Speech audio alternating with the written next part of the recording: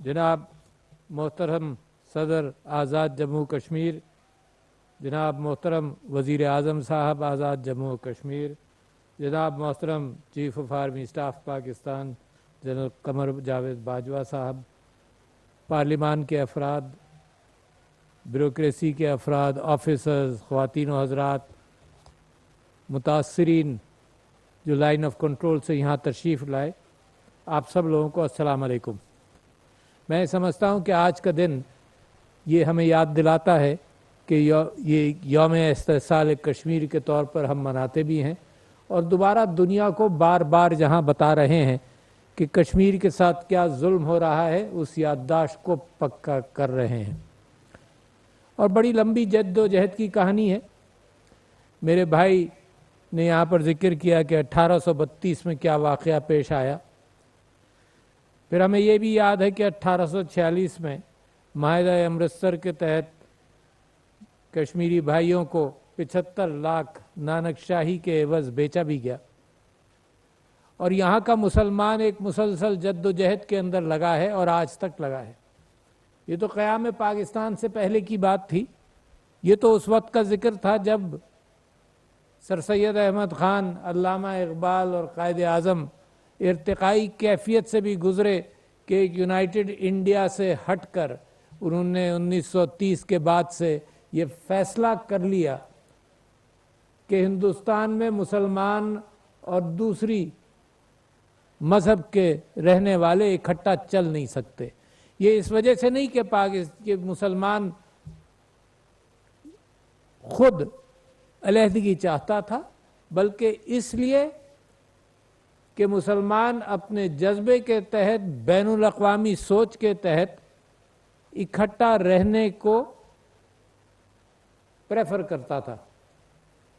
और जब all India Muslim league जिस दिन बनी 1906 के अंदर, और उसके पहले सदर सर सुल्तान मोहम्मद शाह आगा खान, उन्होंने ये कहा कि एक बैरिस्टर है बम्बई का जो कहता है कि हिंदुस्तान यूनाइटेड होगा, तो वो बैरिस्टर कायद आज़म मोहम्मद अली जिन्नाह थे। तो ये इस बात की गवाही है कि मुसलमान ने साथ रहने की कोशिश की। और 1930 में फिर अल्लामा इकबाल ने भी ये पहचाना इस बात को, दो कौमी नज़रिए का प्रचार शुरू हुआ और lectures on reconstruction of Islamic that जो उन्होंने लखनऊ और कानपुर में दिए और अंग्रेज़ी में दिए। ऑडियंस उर्दू समझता था, अंग्रेज़ी में इसलिए दिए कि वो पार्लिमान बरतानिया के अंदर इस बात को पहुंचाना चाहते थे कि मुसलमान और हिंदू साथ नहीं रह सकते। और कायद आज़म ने फिर ये मूवमेंट चलाया और 1940 की एक दास्तान। ये मैं आपको इस वजह से बताना चाहता हूँ, याद दिलाना चाहता हूँ, क्योंकि इस दो कौमी नज़रिए को हिंदुस्तान चैलेंज करता रहा।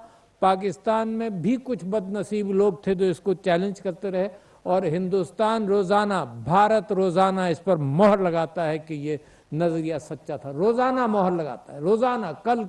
कल का एक वीडियो मैंने देखा जिसमें मासूम बच्चियां 9वीं और 10वीं क्लास की जो हिजाब लगाकर कर्नाटक में स्कूल जा रही थी, उनको बाहर रोक लिया गया और कहा गया कि हिजाब उतारो। तो हिंदुस्तान जिस अंदाज से अपने अंदर आग लगा रहा है वो तो एक अलग कहानी है, जल जाएगा, बाकी नहीं रहेगा। मगर इस वक्त हम जो मजालिम वो ढा रहा है कश्मीर के ऊपर, उसकी याद हम ताज़ा करना चाहते हैं। और ये कंक्रीट का मीनार, इसके अंदर उनके आंसू हैं सदियों से जो जुल्म के अंदर गुजरे हैं, उनका लहू है जिन्होंने लहू बहाया, उनके आंसू हैं जो यतीम हुए, उन बेवाओं के आंसू है जो जिनके शौहर शहीद हुए, उन माओं के आंसू हैं जिनके बच्चे शहीद हुए, जो नस्लें उजाड़ दी गईं, जिनको इंडिया ने रेप को जिस अंदाज से, ज़िना बिल जबर को जिस अंदाज से रियासत का टूल बनाया, उन बच्चियों की आहें हैं, उनकी चादरें हैं इस मॉन्यूमेंट के अंदर। तो ये मॉन्यूमेंट जब इंसान खड़ा करता है तो वो उस याददाश्त को उसके अंदर पुख्ता करता है ताकि नस्लें भूलें नहीं। क्यों ज़रूरी है कि कश्मीर की बात नस्लें नहीं भूलें? एक तो तारीख़ की कहानी होती है पाकिस्तान के अंदर, پاکستان بننے کے بہت سارے مونیومنٹس ہیں، وہ ایک تاریخ کی کہانی ہے، مگر وہ پاکستان کی تاریخ میرے بھائی نامکمل ہے، میری بہن نامکمل ہے۔ جب تک کشمیر آکیوپائیڈ کشمیر، انلیگلی انڈین آکیوپائیڈ کشمیر آزاد نہیں ہو جاتا، جب تک پاکستان کی تاریخ مکمل نہیں ہو سکتی۔ جب قائد اعظم پاکستان آئے تو مسلم لیگ کے کچھ رہنماؤں کو ہندوستان بھی چھوڑ کر آئے، جن کے اندر چودھری خلیق الزماں صاحب کا نام ہے، اسماعیل خان صاحب کا نام ہے جو میرٹھ کے تھے، ان لوگوں کو چھوڑا کیونکہ مسلمانان ہندوستان کی بھی فکر اس پاکستان کے نظریے میں آج تک موجود ہے۔ جو مسلمان ہندوستان میں رہ گئے ہیں ان کی فکر ہے، ہمارا ان کے اوپر کوئی کنٹرول نہیں ہے۔ ہم انٹرنیشنل اصولوں کے مطابق ہم سمجھتے ہیں کہ وہ ہندوستان کا معاملہ ہے، مگر جب ظلم کرو گے مسلمان پر تو اللہ تعالیٰ نے مسلمان کو یہی کہا ہے تم ایک بدن کی طرح ہو، یہ مسلمانوں کے لیے کہا ہے، پاکستان تو بات کی بات ہے، تو ہمیں تکلیف ہوگی۔ اسی طرح سے جس انداز سے کشمیر میں مسلسل جھوٹ بولا جاتا رہا، جس انداز سے اکابرین کشمیر کو دھوکہ دیا گیا، جس انداز سے آج بھی وہاں کہا جا رہا ہے اور آج بھی کچھ لوگ دھوکہ کھائیں گے، اور 70 سال سے جھوٹ کے اندر ہندوستان اگر چل رہا ہے تو کیا وہ سمجھتا ہے کہ انسانیت کی تاریخ کے اندر بھول پیدا ہوگی؟ نہیں ہو سکتا۔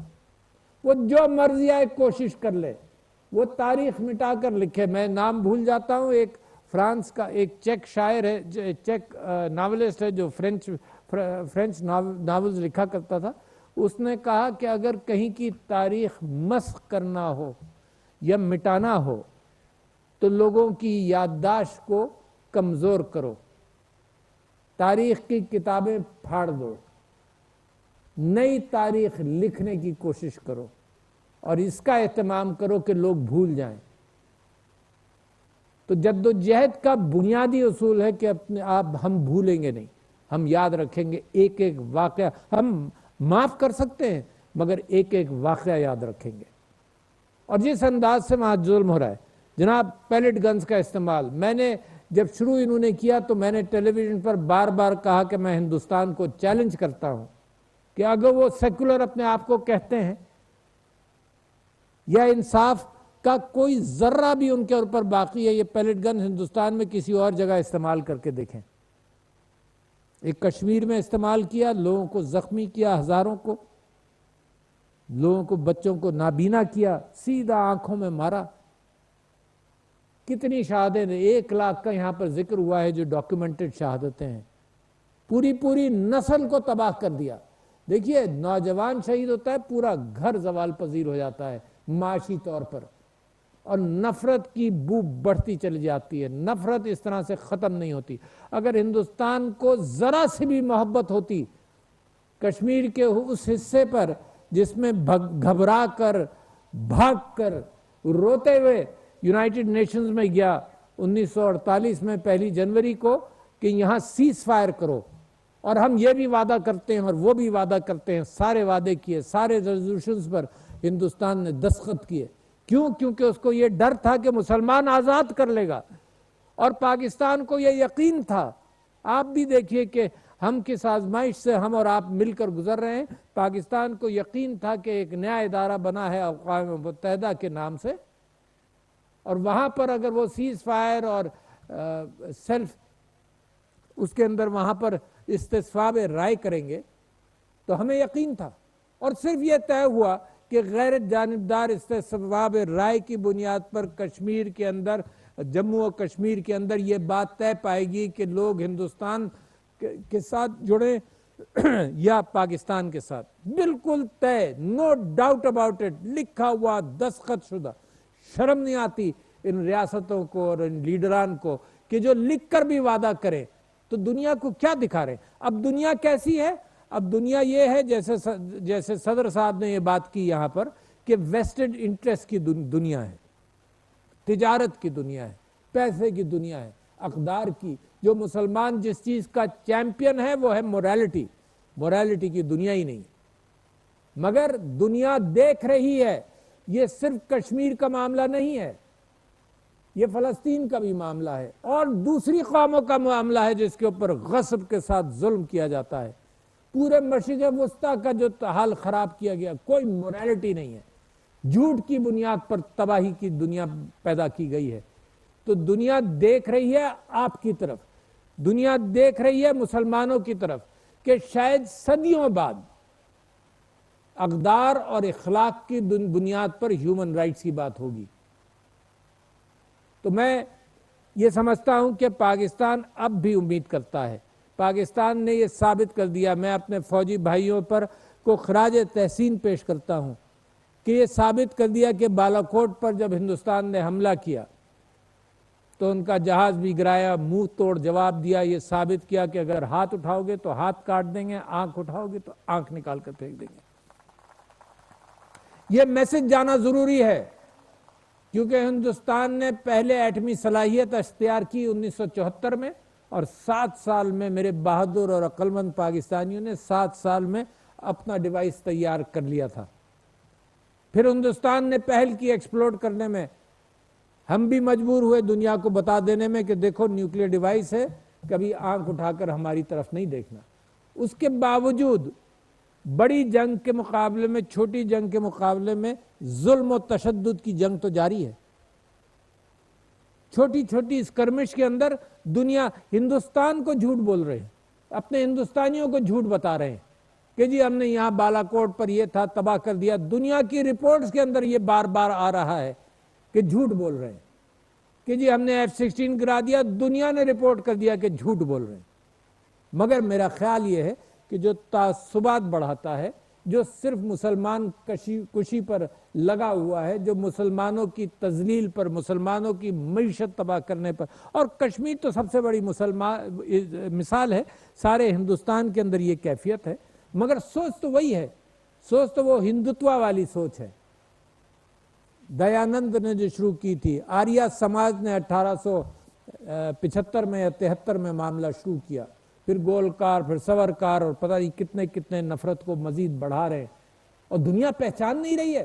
پرائم منسٹر عمران خان نے یہ کہا کہ یہ جینوسائیڈ کی طرف جا رہے ہیں. دنیا پہچان نہیں رہی ہے.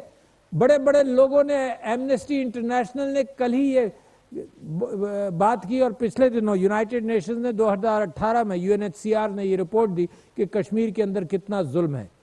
اور اب ایک نئی ترکیب انہوں نے چلی ہے کہ ڈیموگرافی کو بدلا جائے، لوگوں کو لایا جائے، لوگوں کو بسایا جائے. یہ ڈیلیمیٹیشن کا جو آپ نے ذکر کیا، اس انداز سے کوئی جھوٹی حکومت وہاں قائم کی جائے. اگر اس کو کچھ بھی خیال تھا کشمیر کے اندر، کبھی بھی خیال آیا ہو، تو دیکھ لے آج دنیا، ادھر دیکھ لے، ادھر دیکھ لے، کہاں امن ہے، کہاں ظلم ہے، کہاں معاشرہ بند ہے، کہاں اخباروں کو جانے نہیں دیتے، کہاں دنیا کے جرنلسٹ یا پارلیمنٹری ڈیلیگیشنز کو گھسنے نہیں دیتے، اور کہاں معاملہ کھلا ہوا ہے. اور یہ آزاد فضائیں کتنی خوبصورت. اور مجھے یہاں بیٹھ کر یہ خیال ہو رہا تھا کہ میری اتنی خوبصورت وادی کشمیر ہے، اور ادھر بیچارے بھائیوں کا کیا حال ہوگا. ذرا سا احساس کرو، ذرا سا تصور کرو کہ وہ باہر نکلیں تو ان کی گرفتاریاں ہوں، گھروں میں محاصرہ کیا جائے، ایکسٹرا جوڈیشل کلنگ کی جائے، گرفتار کر کے بلا جواز گرفتار بند کر دیا جائے، اور ظلم کی انتہا کہ ریپ کو ٹول کے طور پر استعمال کیا جائے. کیا کوئی معاف کرے گا؟ کوئی نسل معاف کرے گی؟ کوئی آنے والے معاف کریں گے؟ جو بچہ پیدا ہوگا کیا وہ معاف کرے گا؟ تو معافی بھی نہیں ملنی. اور ظلم و تشدد ہم روکیں گے، کیسے روکیں گے؟ اب آپ کو یہ بتاؤں، یہ تو میرا وہ ہے کہ یادداشت کو مستحکم کرو، دنیا کو بتاؤ، اور آج کی تقریب کے ذریعے پھر دنیا کو بتاؤ. دنیا کی فکریں اس وقت معاشی فکریں ہیں. معاشی اعتبار سے وہ یونائٹڈ نیشنز کے اندر ہر جگہ وہ چیزوں کو اگنور کرتے ہیں. مگر کب تک اگنور کریں گے؟ میں خراج تحسین پیش کرتا ہوں ان شہداء کو جن کی یاد پہ یہ مانیمنٹ بنایا گیا. اللہ تعالیٰ ان شہداء کو تو ظاہر اجر دے گا، ان کے لواحقین کو صبر عطا کرے. جو نقصان ہوا ان شہادتوں کی وجہ سے، اللہ تعالیٰ اس نقصان کا ازالہ کرے. اللہ تعالیٰ کشمیر کو آزاد کرے، occupied illegally occupied Indian Kashmir کو آزاد کرے، وہ آزاد فضاؤں کے اندر بچے جنم لیں، آزاد فضاؤں کے اندر ان کی تعلیم ہو، ان کی معیشت ہو، جو خوبصورتی دنیا میں اللہ تعالیٰ نے پیدا کر دی ہے۔ میرے کشمیری بھائی جو اکراس دا بارڈر ہیں، وہ بھی ان کو بھی یہ دیکھنے کا موقع ملے۔ لہٰذا یہ آزادیاں جو ہیں اس کو پکڑ کر رکھنا چاہیے ہمیں، یہ جو پاکستان کی آزادی ہے یہ پکڑ کر رکھنی چاہیے۔ اور یہ جو ہائیبرڈ جنگیں جو مختلف روزانہ آپ کچھ نہ کچھ سنتے ہیں، یہ سب ایک ہی سلسلے کی کہانی ہے۔ میرے فوجی سویلینز مسلسل شہید ہوتے جا رہے ہیں، اور یہ ہائیبرڈ وارفیئر ہے فرام اکراس دا بارڈر، اور پاکستان کہیں انٹرفیئر نہیں کر رہا۔ مگر میں آپ کو یقین دلاتا ہوں کوئی پاکستان کا بال بیکا کر نہیں سکتا۔ ہم نے بڑی بڑی دہشت گردیوں کا مقابلہ کیا، Pakistan is the most successful nation in the world جس نے دہشت گردی کا مقابلہ کیا ہو۔ کوئی قوم، یہاں سے لے کر آپ اٹلانٹک تک چلے جائیے، سب قومیں فیل ہوئیں، سپر پاورز فیل ہوئیں۔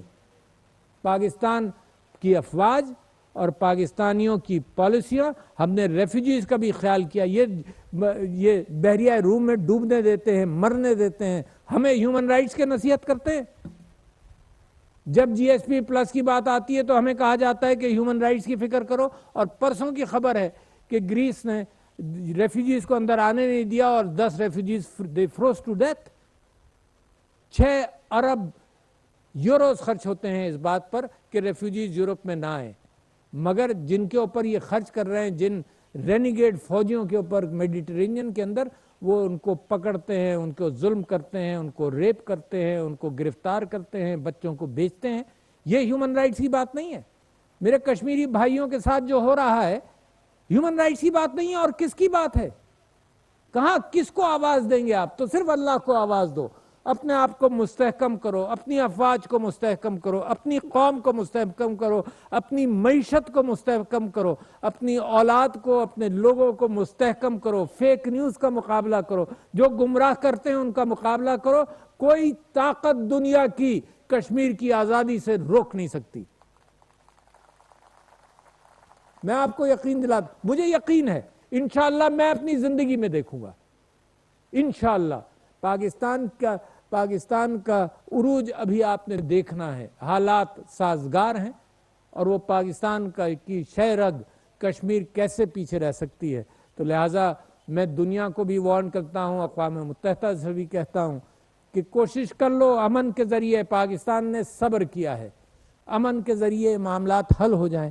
میں کل کا وعدہ نہیں کر سکتا کیونکہ ہندوستان اپنے آپ کو خود آگ لگا رہا ہے۔ اٹ از جیسے خوشونت سنگھ نے کتاب لکھی تھی 2006 کے اندر، دی اینڈ آف انڈیا۔ اچھا، اور اینڈ اس نے کہا کہ پاکستان تمہیں ختم نہیں کرے گا، تم اندر سے اپنے آپ کو آگ لگاؤ گے۔ وہ آگ بھی ہم ابھرتی دیکھ رہے ہیں۔ تو انشاءاللہ ود دا گڈ وشز اور ود دا گڈ نیوز کہ کشمیر بنے گا پاکستان، میں آپ کا مشکور ہوں کہ مجھے یہ عزت افزائی ہوئی کہ اس مانیمنٹ کے پاس آ کر یہ میں تقریر کر سکوں۔ السلام علیکم۔